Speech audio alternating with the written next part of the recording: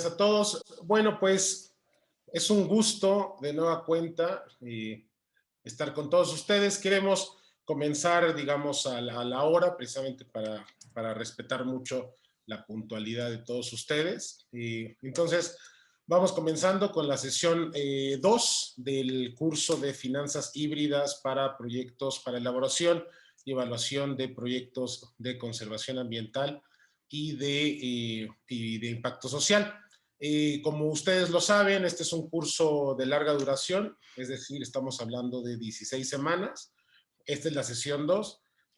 Seguramente todos ustedes tuvieron la sesión pasada, los que no estuvieron, la presentación de la sesión pasada ya está disponible en nuestra página web. El video todavía no lo hemos podido procesar y todavía no lo subimos a la página, pero estará disponible para todas aquellas personas que quieran retomar todos los temas de la sesión, donde se habló sobre todo de todo lo que se iba a tratar el proyecto, perdónenme, el curso, este webinar de larga duración.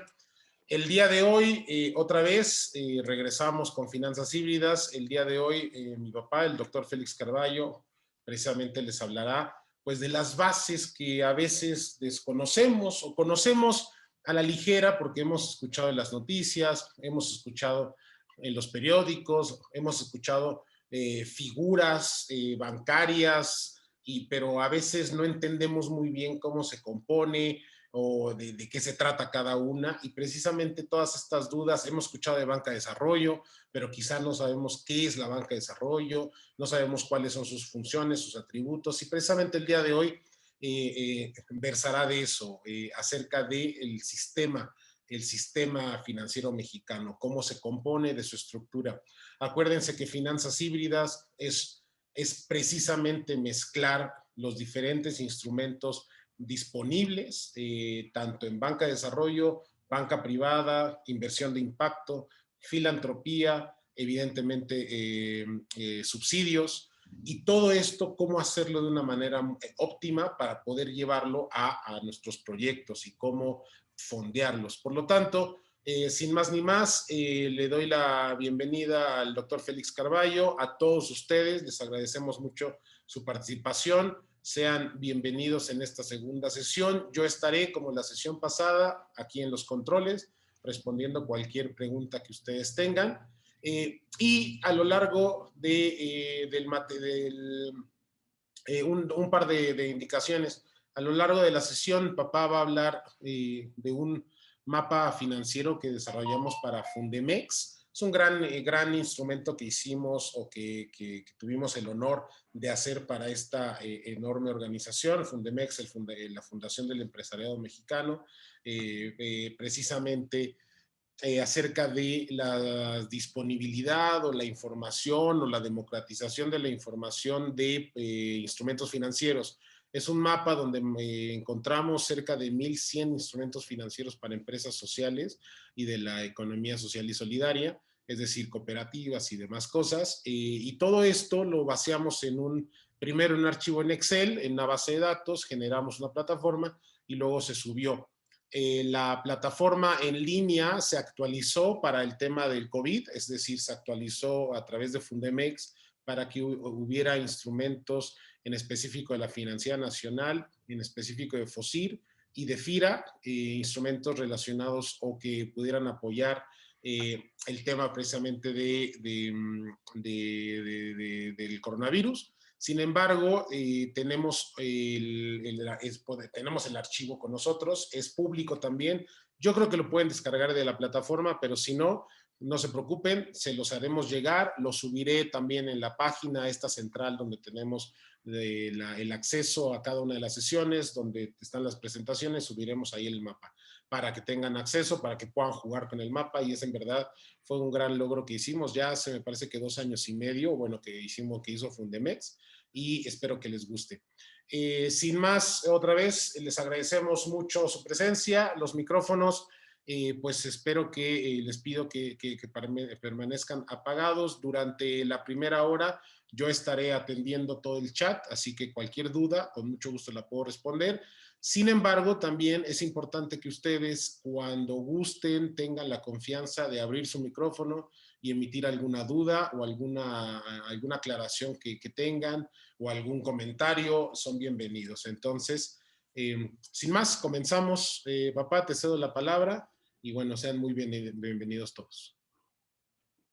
Pues muy buenos días, qué gusto saludarlos y desde luego pues agradecerles que nos sigan escuchando, esperando que este material les sea útil, que sea un material que les sirva a ustedes pues en su vida práctica, sobre todo pues en términos de los tipos de actividades que estén ustedes desarrollando. Quisiera entrar un poco ya en materia. Esta es la segunda parte de lo que sería el tema de finanzas híbridas. Como lo comentamos, ¿verdad? Fundamentalmente, perdón, como lo comentamos, fundamentalmente lo que estamos aquí manejando es la idea de que este es un instrumento nuevo, relativamente hablando, pero que tiene características que van a permitir hacer una serie de fondeo o financiamiento que antes pues era muy complicado. Bien, voy a repetir rápidamente nada más algunos elementos fundamentales que estaríamos considerando. Cuando hablamos de finanzas híbridas, como dice aquí, es un tipo de financiamiento y fondeo. Bueno, por fondeo estamos entendiendo cómo se financian, vamos a llamarle los que los van a financiar. Y financiamiento es ya propiamente pues, la entrega del recurso.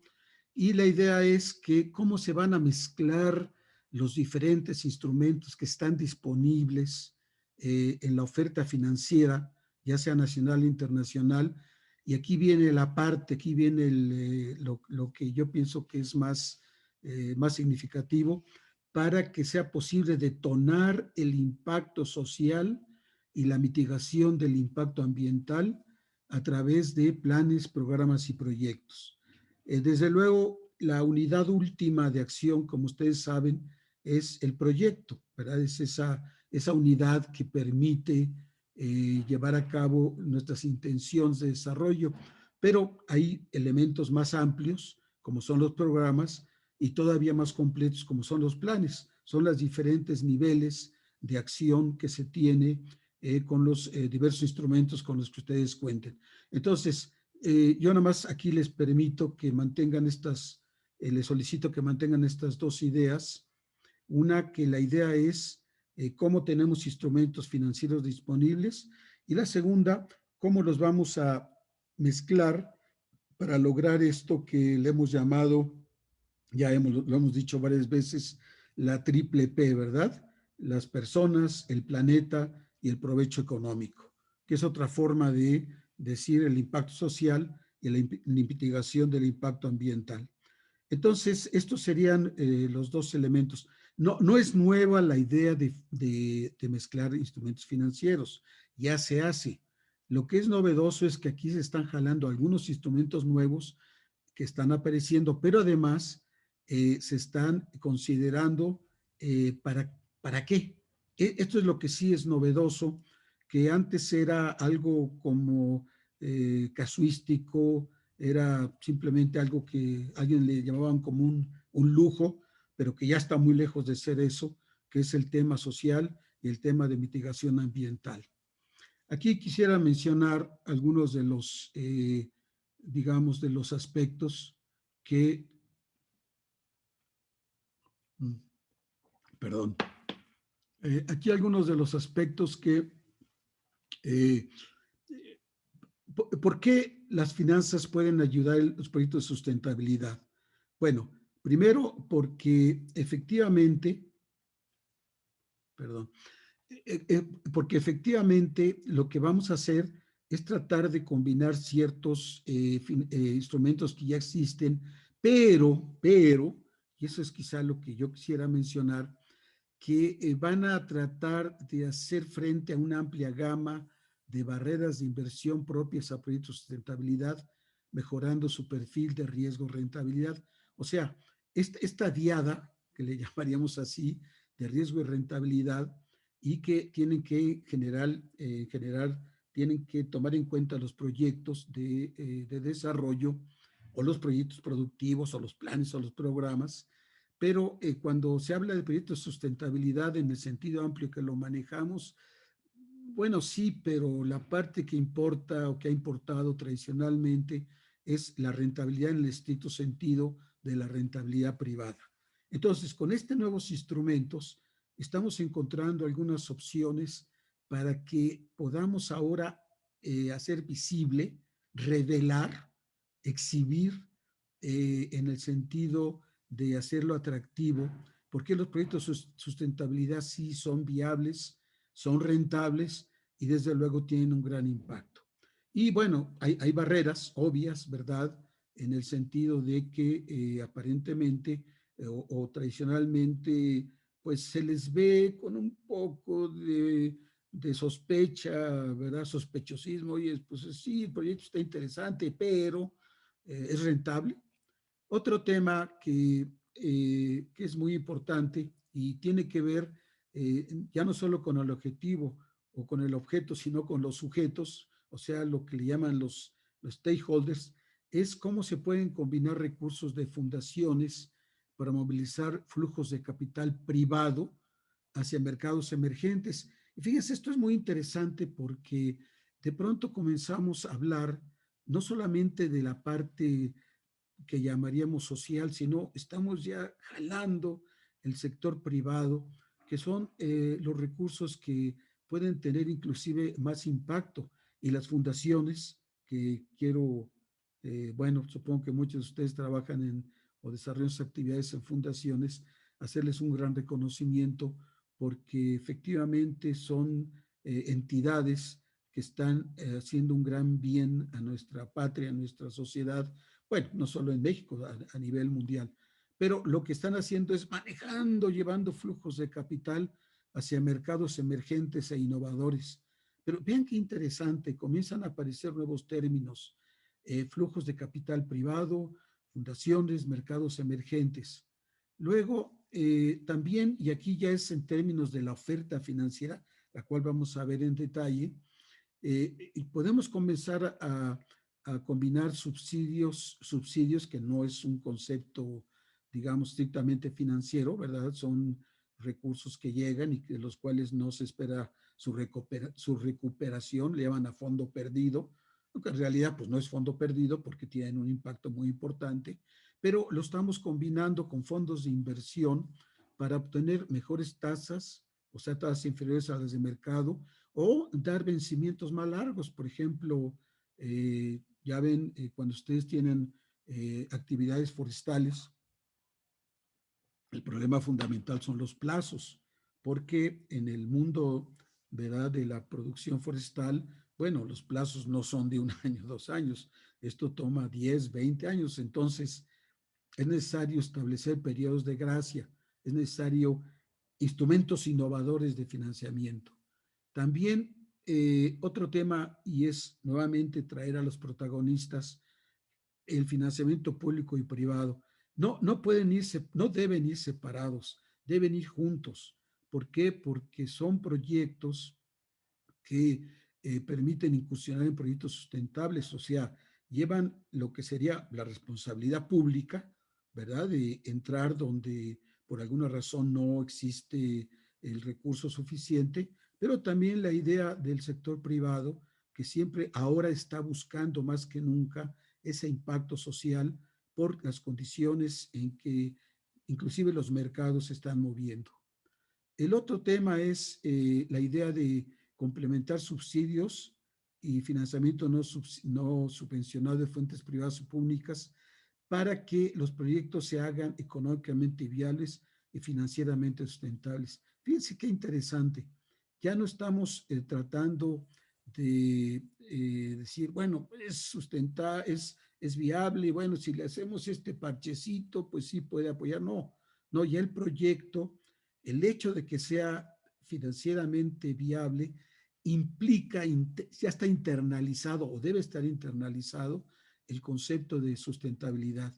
Es como este concepto de la cuna a la cuna, lo hemos platicado, la vez pasada lo platicamos. No se trata de ponerle parches a los proyectos una vez que ya están operando y mira, resulta que trajeron un problema de contaminación. No, espérate, desde el principio, ármalo de tal forma que ya eso esté internalizado en el proyecto. Y lo mismo en la parte de financiamiento. Oye, pues vamos a hacer un financiamiento para que el proyecto camine. No, pero mira, ya se creó este problema, entonces necesito solicitar un apoyo adicional. No, no, desde la entrada que esto vaya. Y pues desarrolla economía para las pymes en países en desarrollo, ¿verdad? Ya todo el mundo sabemos que las pymes en particular y las pequeñas y las medianas están sufriendo un gran problema, ¿verdad? Y aún con la nueva normalidad, pues esto va a seguir sucediendo. Hombre, pues apoyémosla, ¿verdad? Con esta nueva forma financiera. Y finalmente, y digamos que aquí nuevamente estamos enfatizando este tema de la participación del sector privado y del sector público en forma coordinada, por ejemplo, para beneficiar a personas extremadamente pobres, ¿verdad? Y es un hecho, todo el mundo lo sabemos, que el número de pobres está aumentando a nivel nacional y a nivel internacional. Y bueno, son un sector que hay que estar siempre atendiendo. Muy bien. Entonces, son importantes porque estas finanzas híbridas, por lo que decíamos, porque facilitan el fondeo para proyectos que tengan una visión social y ambiental. Le llaman los indicadores ESG, Environmental, Social and Governance, o sea, ambiental, social y gobernanza. Fíjense qué interesante. Esto ya es una corriente, ya es una tendencia, ya hay todo un movimiento internacional y ahora nacional en el que estamos buscando este tipo de indicadores porque nos están dando no solamente bueno, aquí ya no son 3Ps, ya aparece otra, que es la parte de gobernanza, ya me descompuso, porque ahora es PPG, pero de todas maneras, el concepto es el mismo, ¿no? Estamos atendiendo la parte ambiental, la parte social, la parte de gobernabilidad del proyecto, la gobernanza, la profesionalización del mismo, y al mismo tiempo tenemos la parte de inversión y rendimientos financieros. Vean ustedes entonces que es como le llaman en la ópera, un leitmotiv de todo esto.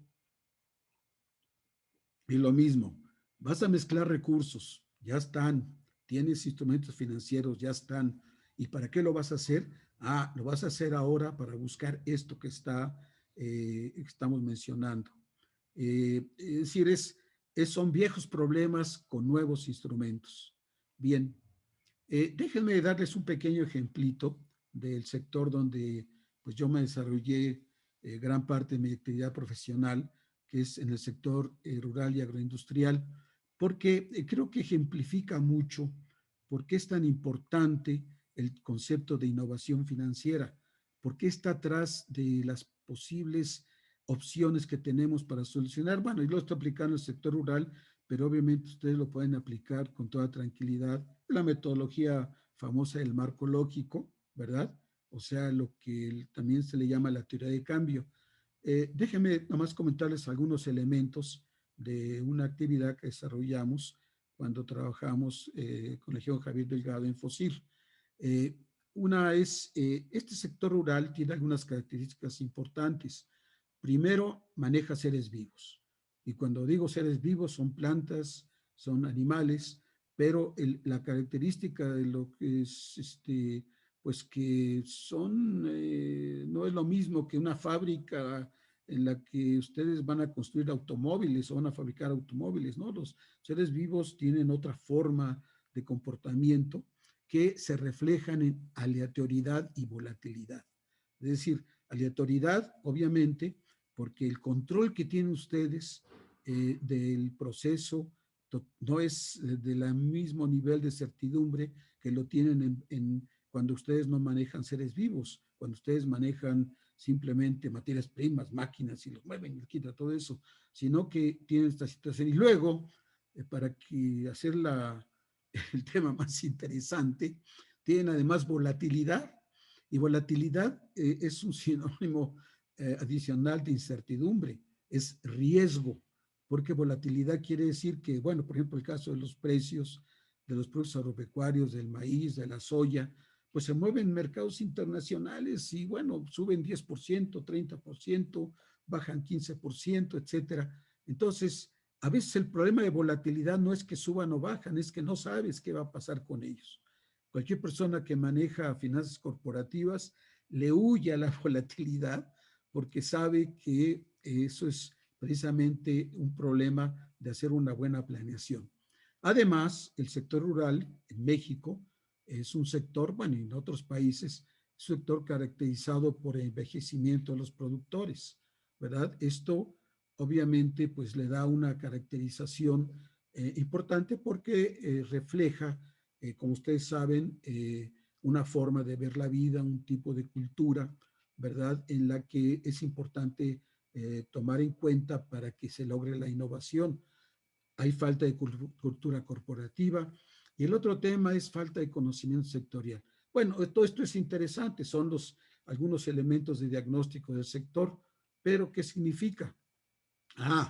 Significa que se convierten en alta percepción de riesgo, ¿verdad? El hecho de que haya letalidad, más riesgo. El hecho de que haya falta de cultura corporativa, más riesgo. Y luego le agregan ustedes la falta de conocimiento sectorial. Lo que pasa es que entonces hay una falta de información del sector financiero. O sea, el sector financiero, el que vamos a describir a continuación, pues no tiene muy claro qué es este sector tan extraño, ¿no? ¿Qué sucede con el sector rural? Pues está interesante, pero mira, yo no le entro porque no lo conozco.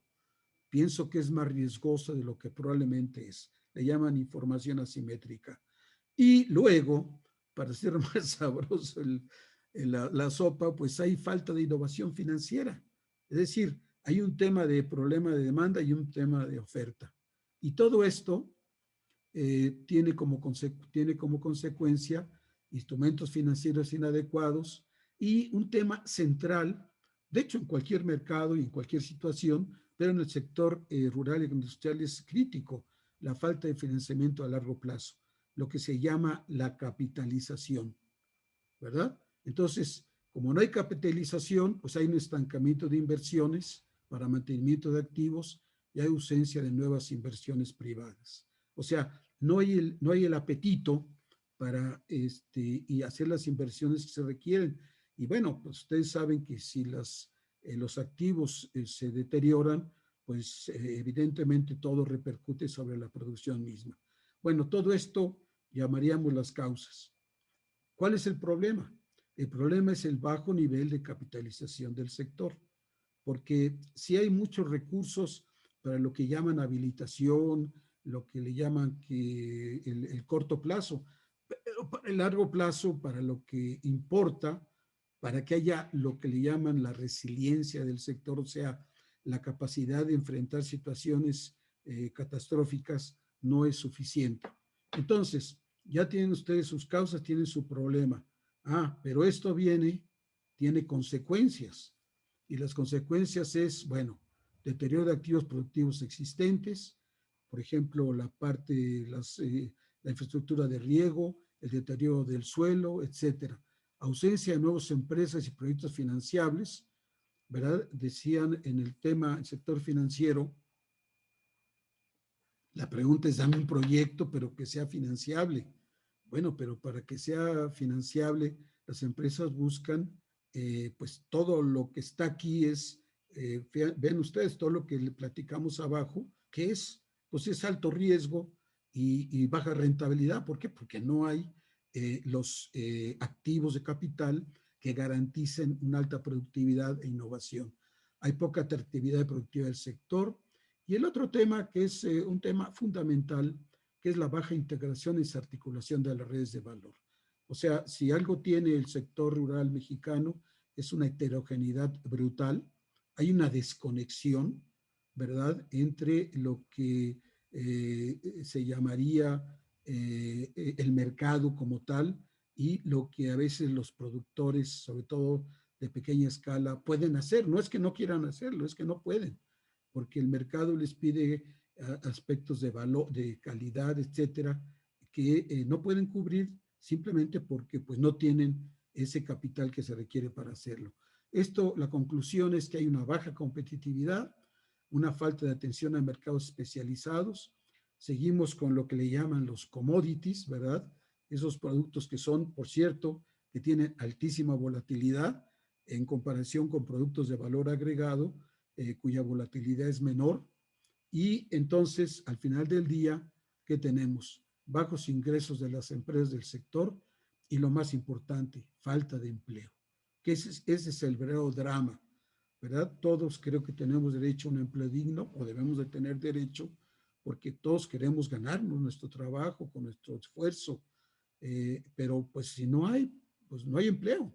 Entonces vean ustedes aquí lo que se llama el árbol de problemas del sector rural. Es una propuesta, es una teoría de cambio, desde luego, son hipótesis de trabajo, pero esto nos lleva, estos son los efectos, pero también nos lleva a, bueno, ¿y qué tienes que hacer para que esto se resuelva? Ya me dijiste cuál es el problema, ahora dime qué tienes que hacer.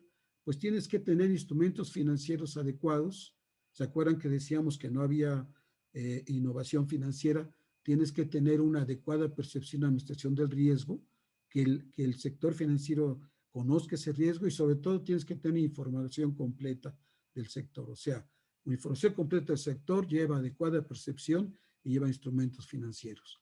Si los tienes, pues tienes más inversión privada, nuevas inversiones, más financiamiento a largo plazo y nuevas inversiones privadas.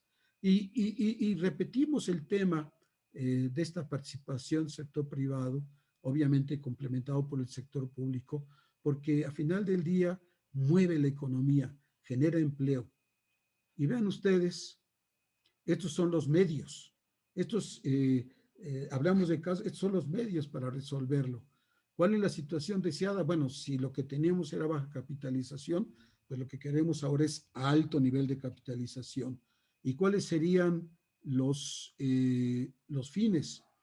Bueno, si ya tenemos capitalización, mejoramos los activos, nuevas empresas entran al mercado, hay mayor atractividad y comienza a darse la parte fundamental que son las redes de valor articuladas. Si ustedes ven la balanza de comercio de México, es clarísimo el éxito que están teniendo en exportación los productos de alto valor agregado. No hay mucha duda al respecto. Esos son productos que tenemos que articularlos hacia abajo, que tenemos que lograr que esto se esté dando con una, digamos, hacia los sectores de menores ingresos, a los más pequeños, al sector campesino, inclusive pues, a las organizaciones, y claro, todo se traduce en mayor competitividad de empresas y al final del día, repito, lo que más importa, generación de empleos. Ese es el árbol de objetivos, ¿verdad? Después sigue las metas, etcétera, pero bueno, no es el tema de esta plática, lo vamos a ver cuando veamos impacto, pero ¿qué es lo que finalmente les estamos planteando?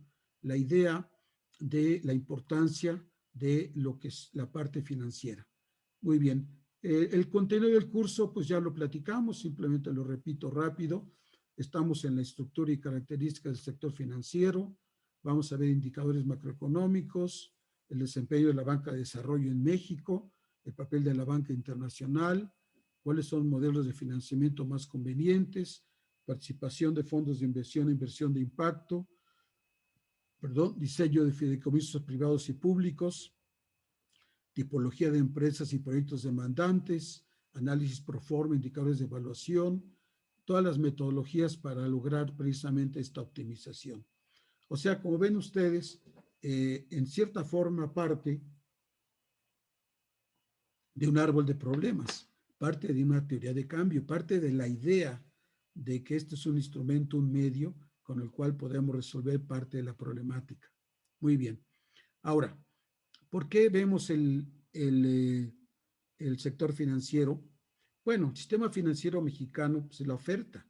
Estamos diciendo que lo que queremos hacer es mezclar todos los, llamaríamos los instrumentos, los productos y los servicios, buscando innovación. Bueno, pues vamos a conocer, vamos a enterarnos de cuáles son estos instrumentos, cuál es la disponibilidad que tenemos, cuáles son sus características. Y déjeme ir por partes.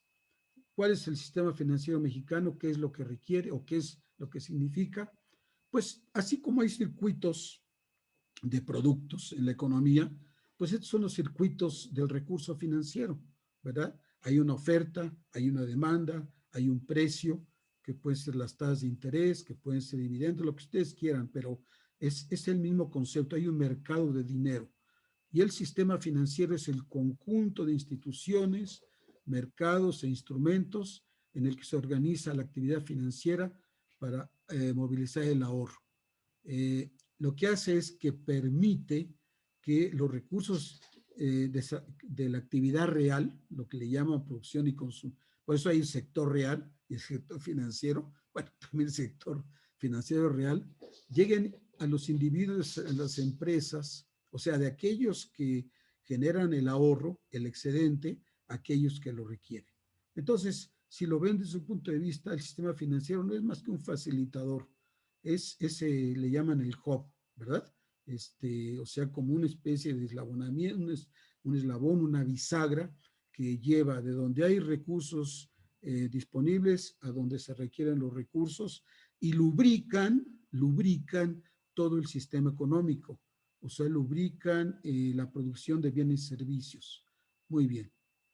Ahora, vamos a comenzar, vamos por partes, y vamos a comenzar con lo que llaman, el sistema financiero tiene varios elementos. La primera parte es el sistema regulador, ¿verdad? ¿Cuáles son las entidades que entran como regulatorias de este sistema, que le dan certidumbre, que le dan solidez, que lo blindan a situaciones muy conflictivas o muy deteriorantes? El primero es la Secretaría de Hacienda y Crédito Público, ¿verdad?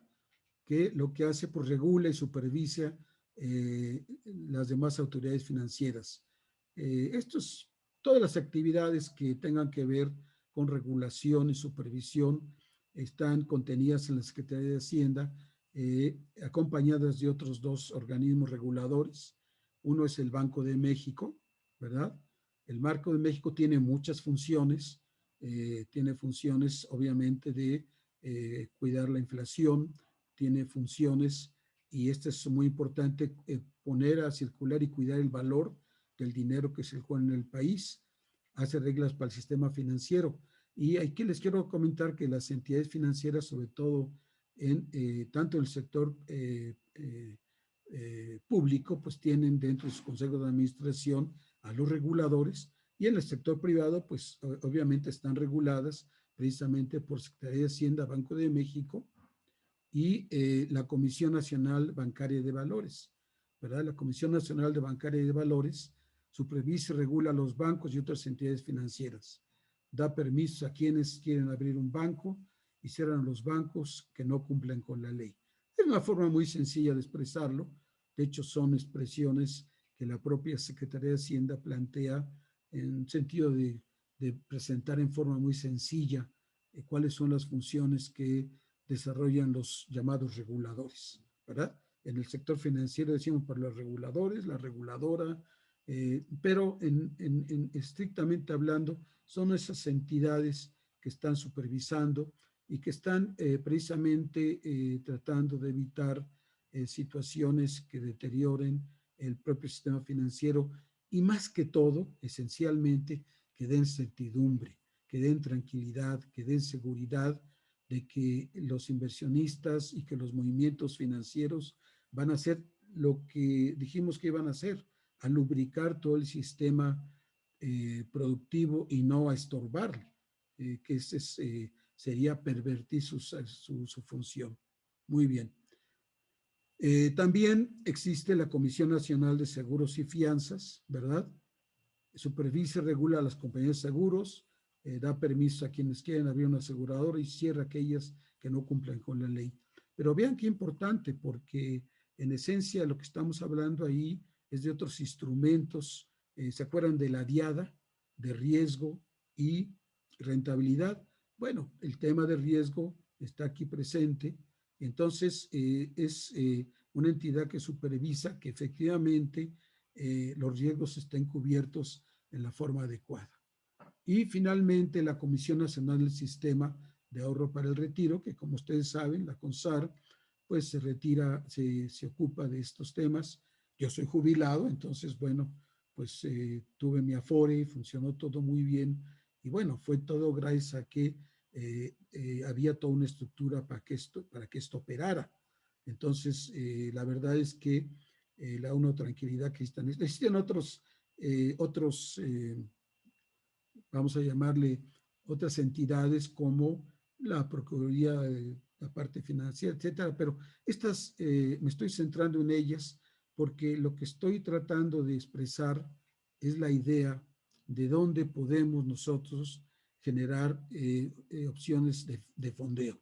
Este es el concepto. Acuérdense, la idea fundamental, la idea de entrada era, oye, vas a utilizar instrumentos de fondeo, de financiamiento, ¿y para qué lo vas a hacer? Para generar sustentabilidad. Muy bien. ¿Y qué vamos a hacer? Bueno, el concepto de finanzas híbridas es hacer todo esto, ¿verdad? Esta es la idea de 360 grados. Bueno, ¿cuáles son los instrumentos? ¿Quién los da? ¿Dónde están? ¿Qué comen? ¿Qué compran? Etcétera. Y entonces, para eso estamos describiendo precisamente el sistema mexicano al respecto. Aquí está el CONSAR, supervisa los fondos de pensiones, etcétera, etcétera, donde las personas que trabajan ahorran para que después de haber trabajado muchos años puedan dejar de hacerlo y vivir en sus ahorros, su pensión. Bueno, qué bueno, ¿verdad? Y benditos a Dios que existe, porque pues aquí estoy yo teniendo el gusto de platicar con ustedes, gracias a que existe esta estructura que protege. Muy bien, ahora ya hablemos de las fuentes específicas de financiamiento. La primera grupo de entidades que dan financiamiento de muy diversa naturaleza son instituciones financieras bancarias, ¿verdad? Hay dos, la banca de desarrollo y la banca múltiple. Vamos a platicar de cada una de ellas. Banca de desarrollo. Los bancos de desarrollo constituyen un instrumento estratégico utilizado por el Estado para apoyar con recursos financieros y servicios complementarios a aquellos sectores y actividades económicas consideradas prioritarias y que los intermediarios financieros privados no tienen incentivos o capacidad para satisfacer. Bueno, ahí faltó satisfacer. Entonces, ¿qué es lo que está diciendo la banca de desarrollo? La banca de desarrollo es crítica, es estratégica, es muy importante, porque la banca de desarrollo va a entrar, y esto lo vamos a ver en una de las presentaciones, en una de las pláticas, vamos a ir al fondo de la banca de desarrollo, cómo surgió, qué ha hecho, cómo se desarrolla, cuáles son sus funciones, pero en términos genéricos, esto es un poco la idea. Va a complementar, va a generar no solamente financiamiento, que es muy importante, sino también va a dar servicios complementarios, garantías, va a traer seguros, va a dar asistencia técnica, en fin, todos esos elementos que logran que se logre que se lleve a cabo el desarrollo y que en ausencia de digamos, la banca privada, porque pues no haya los incentivos para participar, entra la banca de desarrollo y lo jala. Un ejemplo muy clásico es, pues lo vamos a platicar, la banca de segundo piso, ¿verdad? Que jala los recursos privados, los complementa y entonces lo que tenemos es una acción completa.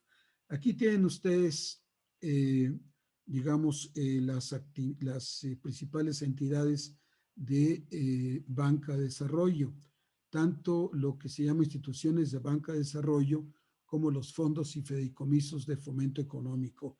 Esto está cambiando. Aquí, pues, yo traté de poner a su disposición que tengan ustedes, digamos, lo que se tiene en este momento, lo más actual.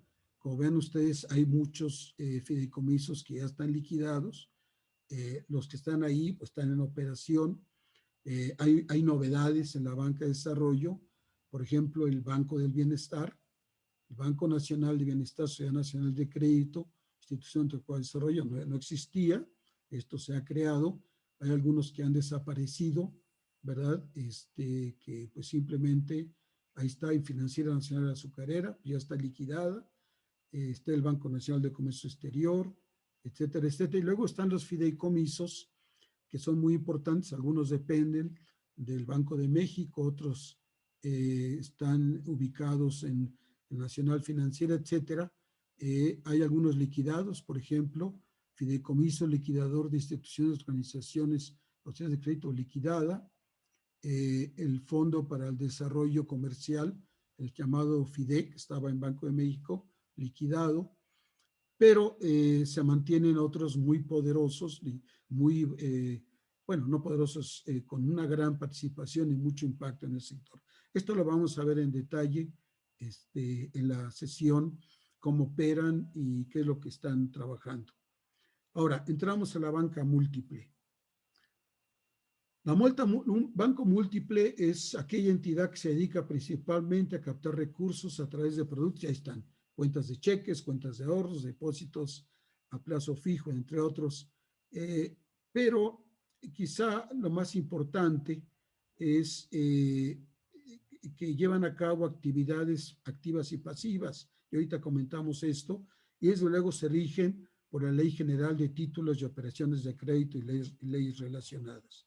Hay una gran cantidad de leyes circulares en el sector financiero. No las puse porque también están modificando constantemente, pero al final del día todas estas leyes están orientadas a asegurar que haya certidumbre en este tipo de operaciones, ¿verdad? Que no sean situaciones de coyuntura, sino que, bueno, pues hay una ley ahí y hay que leerla, hay que revisarla para hacer esto. Ahora, aquí quisiera mencionar esto porque es muy importante. ¿Qué tipo de operaciones desarrolla la banca múltiple? Bueno, las activas es las que la banca utiliza los recursos captados. O sea, es activo porque dice, yo tengo estos recursos, los capté y lo voy a utilizar ahora para otorgar crédito a sus clientes, generando un ingreso por concepto de interés y comisiones. O sea, no es otra cosa más que, bueno, voy a utilizarlo para actividades de consumo, actividades de producción, actividades de comercialización, pero es capturar esos recursos, tener esos recursos que ya están capturados y esas actividades activas. Las pasivas son aquellas mediante las cuales se captan recursos del público. Es decir, yo voy y, oye, pues te ofrezco un servicio de ahorro, ¿verdad? Entonces, capto, o puede haber, por ejemplo, esquemas de ofrezco acciones, ofrezco bonos, ofrezco, en fin, todo lo que permita capturar recursos en un sentido de inversión especulativa y lo convierten en cierta forma en una inversión productiva, ¿verdad? Y por eso se acuerdan que definíamos, bueno, así se define el objetivo del sistema financiero es donde recursos los tomo de aquí y los llevo acá, los tomo de aquí y los llevo acá. ¿De dónde los tomo? De los ahorradores. ¿A dónde los llevo? Bueno, de los ahorradores inversionistas en un sentido de especulación, o sea, de ganancia por cambio, no en un sentido negativo, y lo llevo a donde los inversionistas de proyectos productivos están dispuestos a utilizarlos. Bueno, ahí tienen ustedes la banca múltiple. Bueno, no puse, son 163 entidades. Les puse pues el principio y al final del catálogo, ¿verdad? Vean ustedes que hay mucho movimiento, hay inclusive situaciones de revocación. ¿Se acuerdan que decía, no los objetivos de los reguladores es pues cancelar aquellas que no funcionan, ¿verdad? o si es necesario extinguirlas o liquidarlas, etcétera. Hay otras que están en operación, pero en este catálogo pueden ver ustedes que las instituciones de banca múltiple pues son muchas, es un sector sólido en México y que pues permite tener una serie de productos y servicios que también vamos a detallar, crédito de corto plazo, de largo plazo, crédito de capitalización, obviamente crédito al consumo, y quizá el más importante es el crédito a producción. Aquí es muy importante también comentarles que yo me refería en el caso del sector rural, y es un tema muy interesante porque uno se preguntaría, bueno, esta es parte de la oferta financiera, la banca, y ha funcionado, ha tenido penetración, se ha bancarizado el país, la producción tiene los recursos suficientes para, o sea, ¿cuál es la penetración del sistema financiero? No, no voy a entrar en ese detalle, pero, por ejemplo, en el sector rural hace un tiempo era muy baja. Los estudios que se hicieron con Banco Mundial, cuando un servidor trabajaba en FIRA, pues mostraban que el financiamiento era escaso, no era profundo y que tenía y se enfrentaba precisamente el sector a un financiamiento muy bajo, algo así como el 20% estaba financiado, los otros financiamientos venían de proveedores, de amigos, de parientes, etcétera. Entonces el tema de bancarización del sector es muy importante. Entiendo que el Banco del Bienestar está, como banca de desarrollo, está haciendo un gran esfuerzo para que esto suceda, pero otros sectores no tienen la misma situación. Es claro y todo el mundo tenemos muy definido que el sector más atendido es el sector de consumo. Ya los consumidores tenemos tarjetas de crédito y bueno, lo deseable es que fuera lo mismo para producción y no solamente que tuvieran el crédito para producción, sino que fuera, se acuerdan, el crédito de largo plazo, que es el más importante porque es el que capitaliza. Muy bien. Entonces, ¿se acuerdan que hablábamos nosotros de los indicadores Environment, Social and Governance, o ESG o ASG, como le llamamos en buen español? Y esto es una noticia, apenas salió el 7 de febrero. Banorte estrena fondos de inversión con criterios. Es decir, estamos hablando del banco probablemente más importante mexicano, que está ya entrando de lleno a esta nueva modalidad. Repito, ya no es un aspecto de nicho, ya es algo que está creciendo y nos está mostrando que a nivel mundial, vean ustedes, la cartera es Microsoft, Mastercard, Home Depot, etcétera, etcétera. Entonces, por esto lo menciono porque lo que refleja es la nueva situación. Ahora, entramos al otro sector, que son los intermediarios financieros no bancarios, precisamente porque el tema de la baja penetración que se daba del sector bancario formal o la banca múltiple en el crédito, generó la necesidad de crear intermediarios financieros no bancarios, que ahorita vamos a platicar de ellos, pero cuya característica es que tenían mayor posibilidad de llegar a los productores. Y además llevaban actividades de captación de ahorro muy interesantes. El sector de intermediarios financieros no bancarios está integrado por un amplísimo conjunto de organizaciones y su modalidad o su denominador es colocan financiamiento directo a sus acreditados, son intermediarios financieros, es lo que están haciendo, financian, pero no pueden realizar actividades de banca y crédito de la forma como lo establece la ley de instituciones de crédito, o sea, tienen unas modalidades que facilitan mucho su acceso a los que requieren sus servicios. Hay varios intermediarios financieros no bancarios, otra vez en un sector que se está modificando en forma, digamos, muy continua, ha cambiado, hay algunas formas que han desaparecido, otras que están apareciendo, pero voy a poner las que están, vamos a llamarle, vigentes: el sector ahorro y crédito popular, las llamadas SOFIPOS, las SOFINCOS, las sociedades cooperativas de ahorro y préstamo. Y estos son figuras muy importantes porque dan opciones para que las comunidades, las cooperativas, los productores, las organizaciones tengan posibilidad de tener, digamos, acceso a los créditos en forma más sencilla. Y déjenme comentarles algo aquí que es muy importante. Eh, Normalmente cuando uno platica con la gente que requiere crédito, la pregunta y lo que más, entre comillas, estorba es que se piden garantías. Y al pedir garantías es un concepto de riesgo, ¿verdad?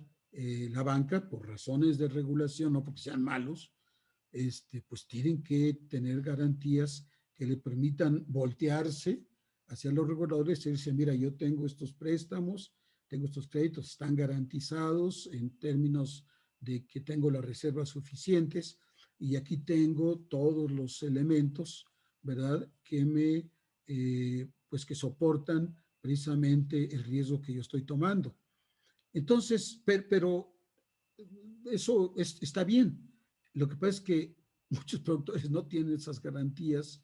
Los emprendedores están comenzando, pues, ¿cuál garantía? Espérate, pues, tengo que ponerla en la casa de mi papá, etcétera. Entonces, son cosas que han entorpecido en cierta forma la fluidez del financiamiento. En el caso de inversión, por ejemplo, este tema queda superado porque cuando son, por ejemplo, fondos de inversión, pues no hay tal concepto de garantía, sino que es un manejo en el que van juntos, van como socios, comparten riesgo, etcétera, pero pues tienen también el tema de que requieren, digamos, trámites de mayor nivel.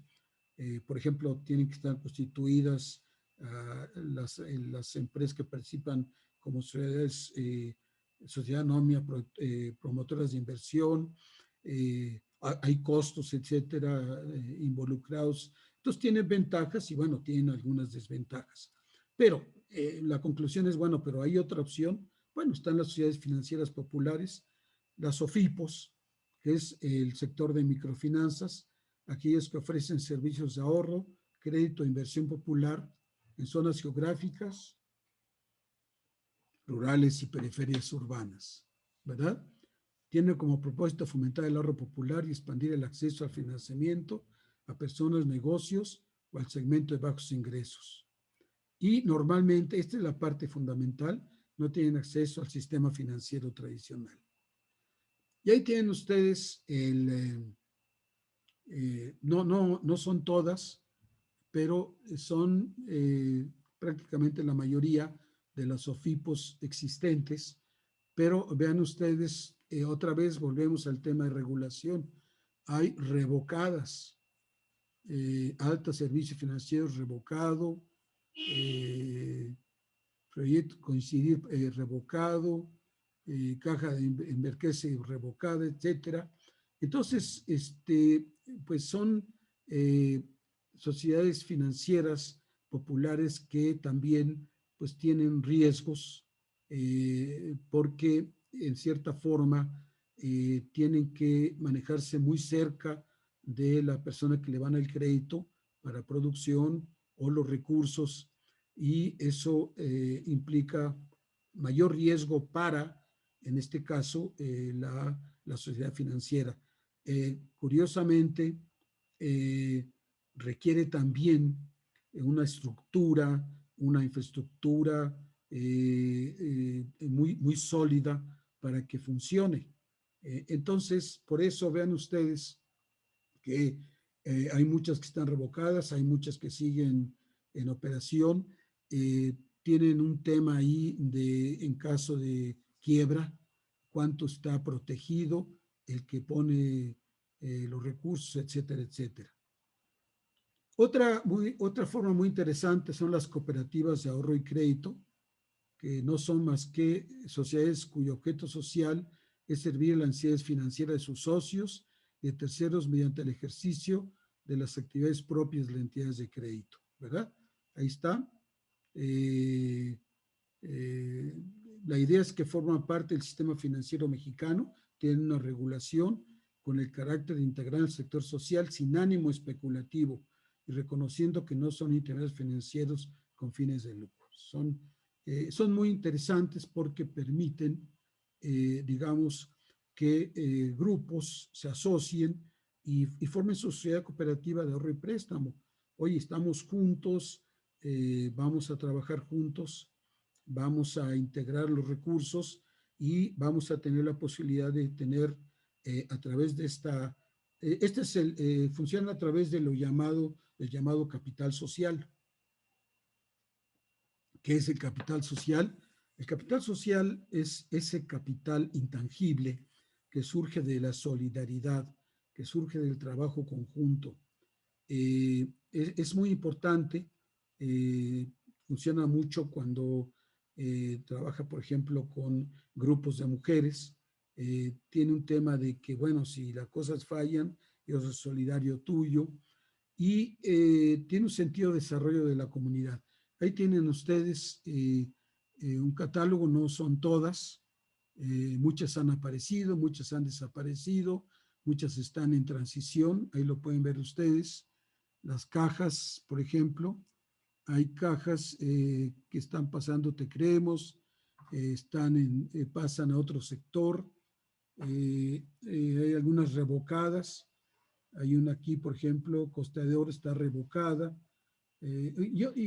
Volvemos al tema, es decir, están vigiladas, pero representan opciones que uno puede tener. Acuérdense, no solamente la idea es tener los instrumentos tradicionales, hay otros. Y luego vienen las instituciones auxiliares de crédito. Nuevamente, estas instituciones auxiliares de crédito son entidades financieras reguladas a través de la Ley General de Organizaciones y Actividades Auxiliares de Crédito y participan en la actividad financiera facilitando operaciones de crédito y coadyuvando un mejor funcionamiento del sistema financiero en general. Hay toda una etapa, ahorita no lo estoy mencionando, el tema de fondos de inversión, pero en este caso de lo que llamaríamos crédito, están los almacenes generales de depósito, uniones de crédito, arrendadores financieras, factoraje financiero, casas de cambio y unas que se llaman sociedades financieras de objeto múltiple, que también las menciono porque son muy importantes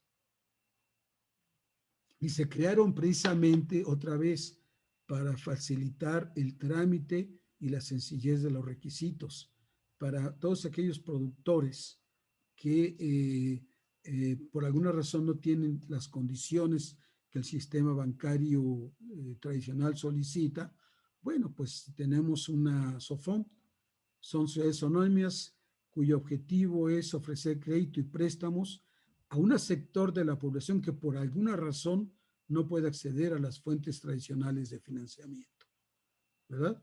Y como ven ustedes, está contemplada en la legislación mexicana y debe estar registradas en la Comisión Nacional para la Protección y Defensa de los Usuarios de Servicios Financieros. Las OFOMES, entonces, son entidades, pues se llaman de objeto múltiple, están orientadas a la producción. Hay la SOFOL, que es de objeto limitado, pero esas, la mayoría están en proceso de liquidación y están más orientadas a la parte hipotecaria, más que a la producción, están orientadas al consumo, ¿verdad? Muy bien, aquí les puse a ustedes también el catálogo de estas sociedades de objeto múltiple. No son todas, hay Puse ahí, por lo menos capturé hasta 64, vean ustedes, ¿verdad? Algunas están fusionadas, otras en operación, otras están liquidadas. Vean cómo se mueve este sector,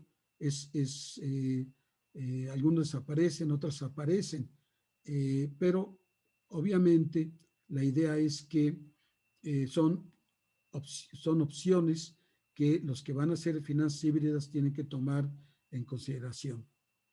Muy bien. Ahora, hay otros elementos, ya no voy a entrar en detalle, pero todas estas también nos hablan de opciones diferentes de obtención de recursos.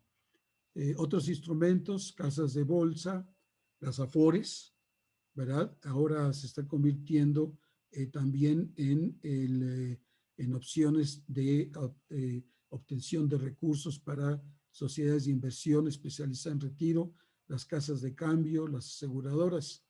Todo esto entonces configura, digamos, una constelación, la galaxia de instrumentos financieros. Y solamente estamos hablando ahorita del sistema nacional. En otra reunión vamos a hablar del sistema internacional. Vean ustedes entonces, y un poco para terminar esta parte,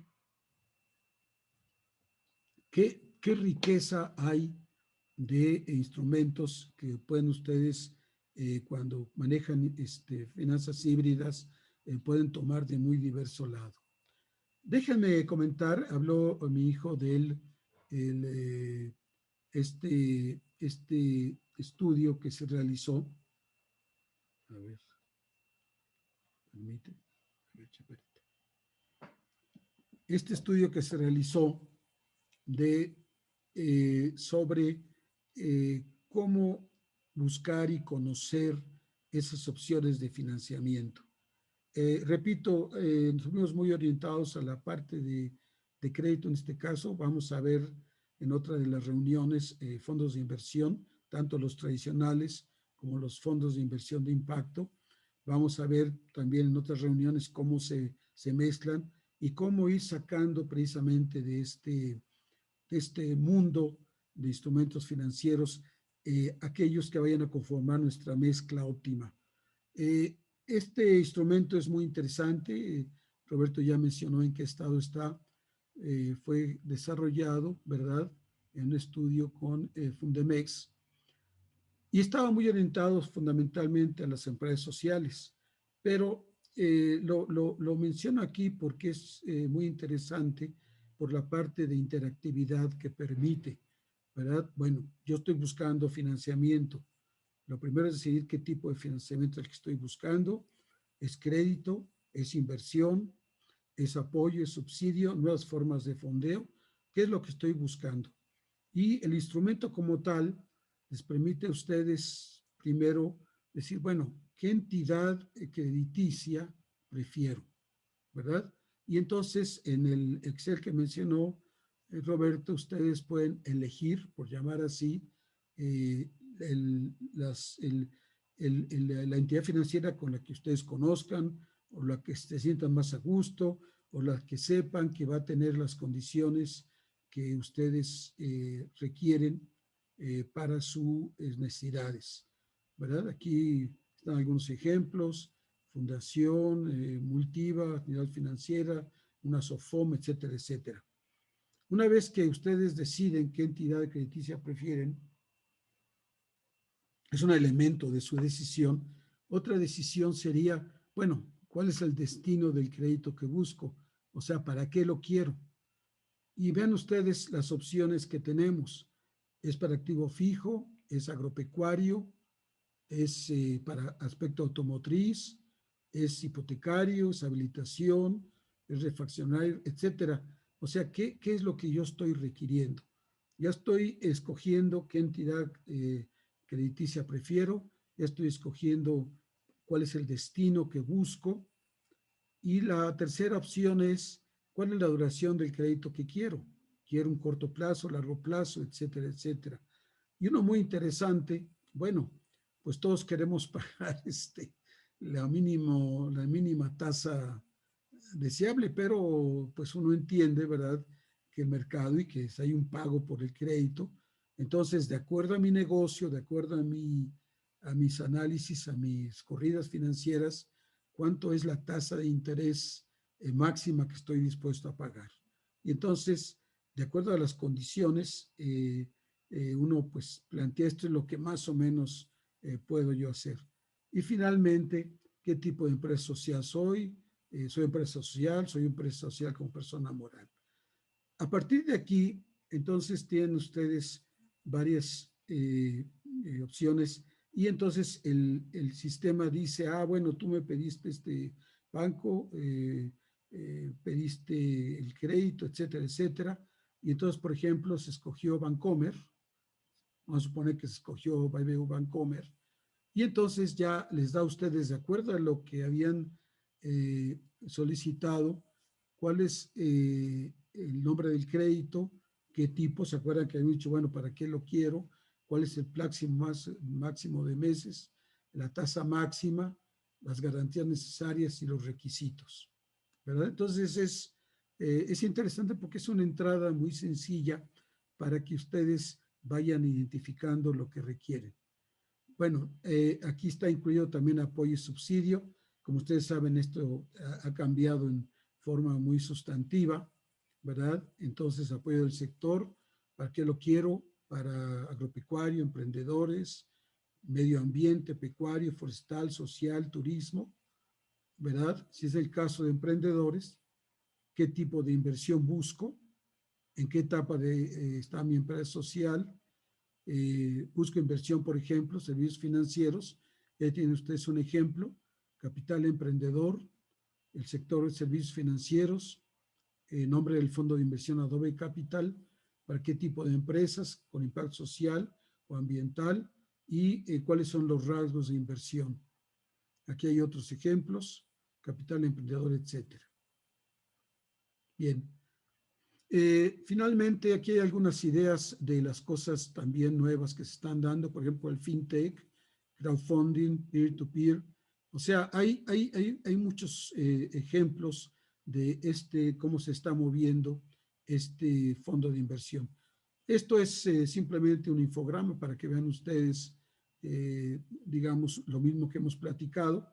Esto es si quieren financiamiento si son comerciantes, si son agricultores, si son constructores. Esto lo tienen ustedes en la presentación y pueden verlo con más calma. Déjenme entonces terminar haciendo un resumen de los temas que estamos manejando. Pero antes, sí, vamos si hay algunas preguntas, voy a ver, y tienen ustedes. Muy bien. Bien, muy bien. Si quieren hacer algún comentario o alguna pregunta, adelante, ¿verdad? Quieren abrir sus micrófonos y con todo gusto los escuchamos. Pero déjenme hacer entonces aquí vamos.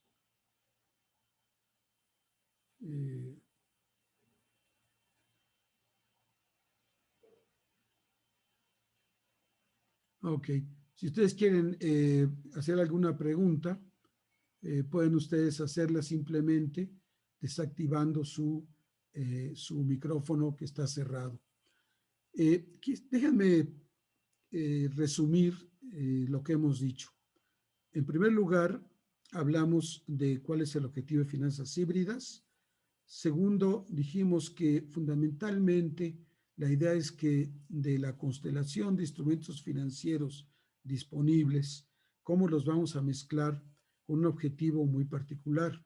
El objetivo particular es lograr proyectos que sean sustentables en el sentido amplio de la palabra que hemos definido. En tercer lugar, dijimos que todo esto parte de la identificación de la importancia que tiene el concepto de innovación financiera para el objetivo. O sea, el cómo financio mi proyecto es crítico.